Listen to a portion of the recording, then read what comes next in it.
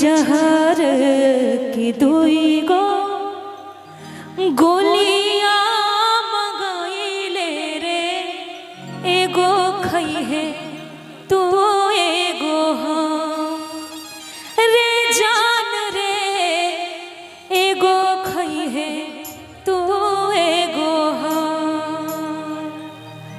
तोरा हमर खिरिया गे चल जो सासुररिया गे, जी ले तो जीवन अपन सोना गे, जी ले तो जीवन अपन।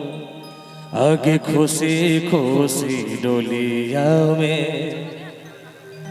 विदा तो रखी के, अरथी चल जैबो में जा हे जान के, दोस्त तो हर देवो नहीं हमारा बिना रे सोना तू नहीं जी पई भी रे, तोरा बिना जीना पैबो हम रे जान रे, तोरा बिना जीना पैबो हम।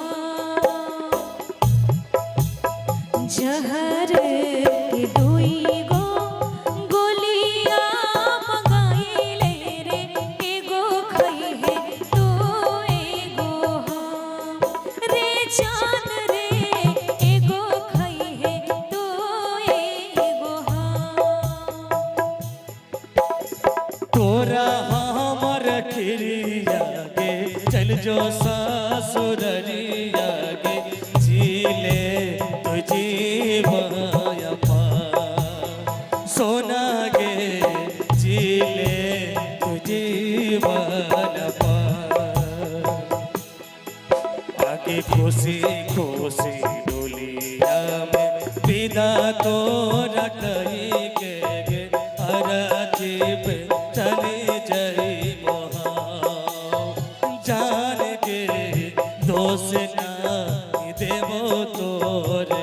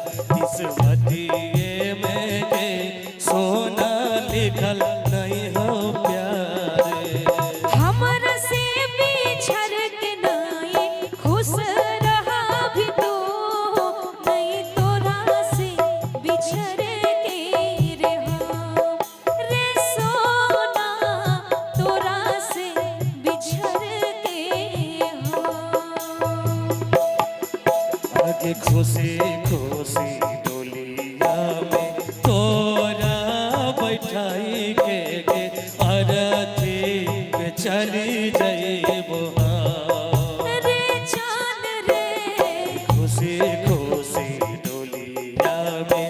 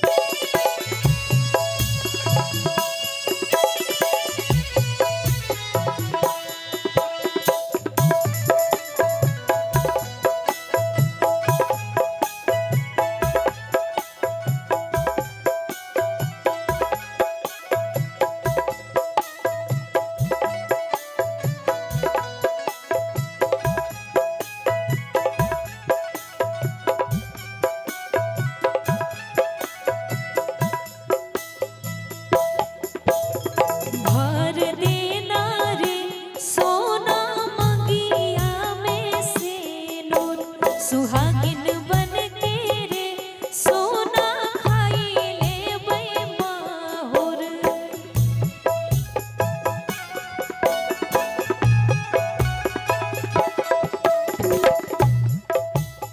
सैये के नाम सोना कर लेना सिंदूर, हम नाई देबो जाने तोर कुछ कसूर। चिंटू राजा अमित नाई टूटते प्रीतिया रे होई जइबै जान खत्म रे जान रे होई जइबै दोनों खत्म। आगे खुशी खुशी डोलिया में तोरा बैठाई के अरथी में चली जइबो।